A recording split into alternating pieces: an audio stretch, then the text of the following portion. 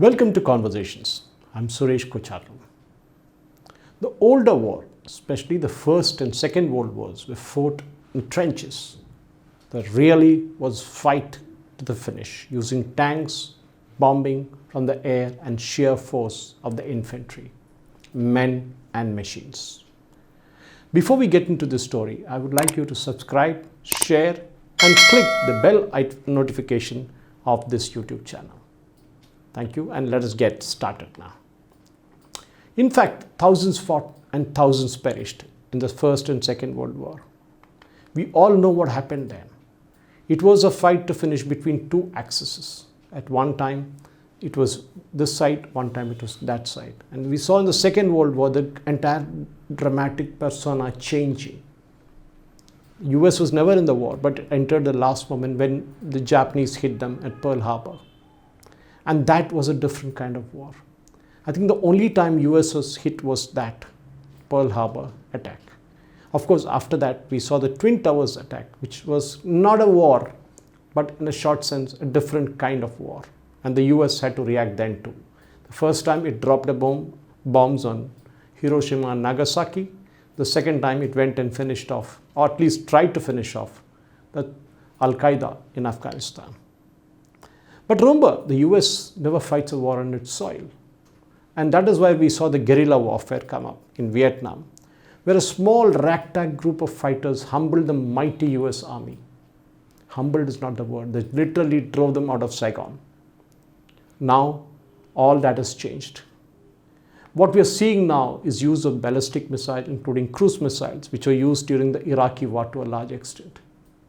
The shoot and scoot by the Air Force, so that they don't really have to face the surface-to-air missile or to the air-to-air missiles.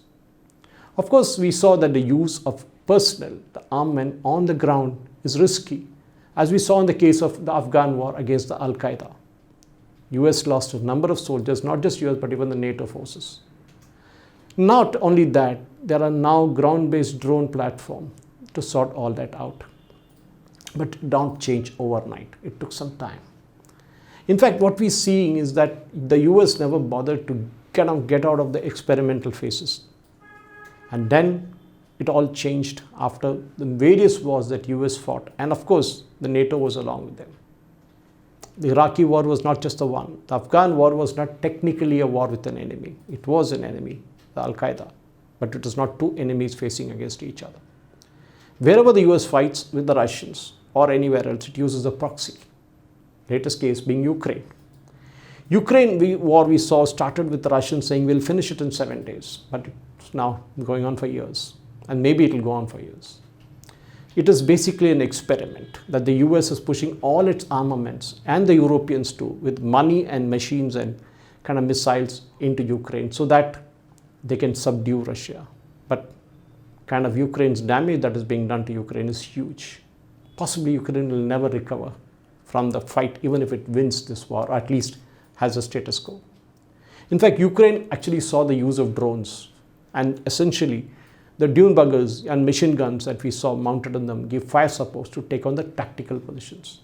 A lot of NATO missiles, not NATO technology, NATO training, that's most important. Ukraine army was not really trained, but they were trained by NATO to fight the Russians. And we saw the results in the initial days and even later.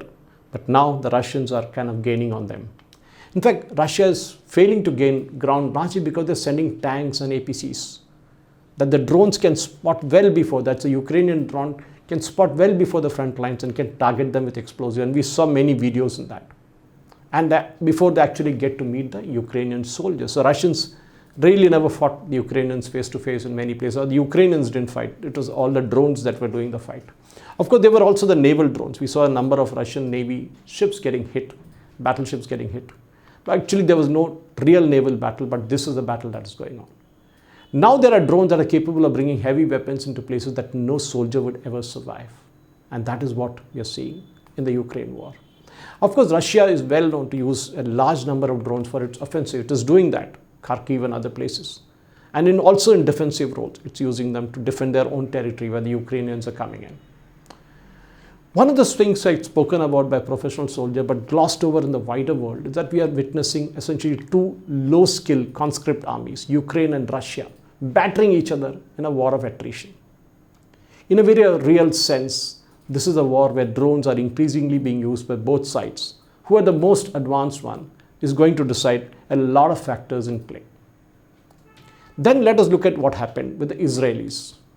After the October 7th attack, Israel went all out against the Hamas because the intelligence failure they suffered resulted in the deaths of more than thousands of Israelis. And then, of course, the kidnapping of more than 300 Israelis to Gaza and other places. So the Israelis decide to hit back. And what are they good at? They're good at technology, they're good at intelligence. And they used both of them brutally. They have no sympathy for anybody.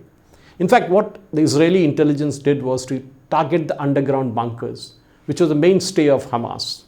And there they had to be very precise, because Hamas often based these underground bunkers starting out under schools and hospitals, large network of underground tunnels. So Israel would have to think twice before hitting such targets because of the casualties among the civilians that would happen. But in some cases, it's inevitable. So the launch of the mobile missile launch pad that we are seeing in Lebanon, they're hitting them as soon as they spot them. But some cases, the missiles take off before the Israelis can hit. And most of these launch pads are sitting in civilian buildings, in normal apartments. And that is making it tough for Israel. But then Israel doesn't think twice before hitting them. Then the Houthis, look at them. They are using drones to hit the ships in the Red Sea and Indian Ocean and all the surrounding areas and disturbing the traffic, the shipping traffic. And they're using to target certain ships of certain countries. Of course, the Indian Navy has been in action. We saw that to a large extent. I think the US has also jumped in. The Europeans have jumped in. And the Houthis are now quiet. We don't know whether they run out of missiles that is being supplied from Iran or they're waiting for something else. In fact, they use these missiles. They use the long-range missiles against Israel with no success. Because the longer the drones or the missiles have to travel, the easier it is to be taken down by the Air Force pilots. We saw the US and UK pilots take them down, or the ground defense systems in Israel like the Iron Dome. Modern war is practically the same as WW2, that's World War II, better, faster, stronger. One of the most important things today is communication, and that has to be secure. You have to have digitally encrypted communication that fit into your pockets. And we saw what the Hamas did with it, with the pagers they had. It was a disaster. While in World War II, you had people with backpacks, huge backpacks being carried. That has become smaller now. This allows real-time coordination with the headquarters or the commanding officers in large-scale operations. Of course, we saw the navigation with GPS. Everyone knows their precise location. They know where they are. But then those can also be jammed by the enemies in some cases. And then there's long-range precision artillery. You can hit targets on the third shot from 30 to 50 kilometers away and scoot away in minutes. That's what the fighters today can do, the Air Force fighters. In fact, the precision long-range missiles is another thing. You can hit a 10 to 10 square meter kind of target 500 kilometers away with accuracy. You don't need to be there. You can just fly over the surface and hit them. That's it. Also, the bombers aren't a thing anymore because of surface-to-air missiles are just as good. So sometimes the Air Force does get shot down. So they need to be really good. Drones, of course, we spoke about it, are real-time video feeds, you get it. Artillery units can see their impact either through satellite or through use of drones. In fact, one of the interesting consequences is that the force concentration isn't a thing anymore.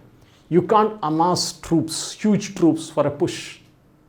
You ask the Ukrainian soldiers about their experience, they'll tell you that as soon as you bunch up 5 or more guys, you will get hit by the Russians. Any point can be hit today. Any barracks, any railway station, any factory, any stockpile, anything can be hit. So that to concentrate one thing in one place in this modern warfare is impossible. Also, you can't hide. A tank, for example, can have a drone overwatching it and relying everything real time to the commander who's kind of from the other side. In fact, this is the main thing, that today the intelligence is all about drones factoring in everything, saying who is moving where. And one of the other most important things, during the World War II, a lot of soldiers died because of lack of medical attention. But now you have the individual first aid kits that can easily treat wounds and kind of get the soldiers evacuated from there by helicopter and other ways. These trauma kits essentially contain essential life-saving materials, bleeding control, and major wound treatment. So that's a big, big difference today. Of course, the Air Force bombers are still at play, but instead of now charging over urban areas in enemy fire, They either fire only over urban areas when the airspace is secure, or then just loiter outside the insecure airspace and drop these long-range cruise missiles and leave. Then, of course, there are exploding pagers and walkie-talkies like what happened in Lebanon. That will essentially paralyze the communication from the commanders to the foot soldiers. And that's exactly what Israel did before hitting Lebanon with the Air Force. They completely paralyzed the communications. There's no way the commanders could communicate with the foot soldiers. They couldn't tell them where to go, what to do. And that is where modern warfare was all about. In fact, a rough summary would be something like this. Modern warfare consists of teams of professional soldiers with tactical equipment. Whereas if you compare that with the World War II, that was conducted with millions of conscripts who really never had any training, maybe barely a couple of weeks. In World War II, for example, a fighter plane was a cheap coffin-shaped box that happened to have wings and a machine gun. And that's it, and most likely you are likely to die. Now it's $1 billion flying supercomputer with supersonic missiles, and it happens to have a pilot or two.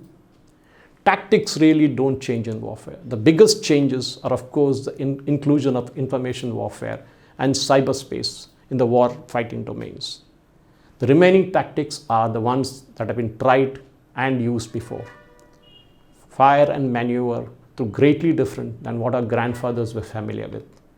The biggest conventional factors in fighting a war are the ability to move, shoot, scoot, and communicate. The ability to move is not just across the battlefield, but it has changed across the world. A brigade from any country, mostly like the United States, could be anywhere in the earth in 16, 18 hours.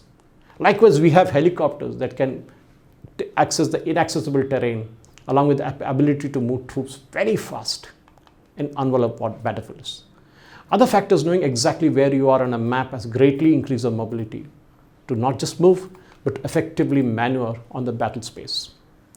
All in all, what I want to say through this video is that modern warfare is not like what it was before, and it will not be like what it will be later. Technology matters, but so will the man or the woman behind the machine. Let's see what happens in the days, months, and years to come in the warfare field. Thank you for watching. Jai Hind.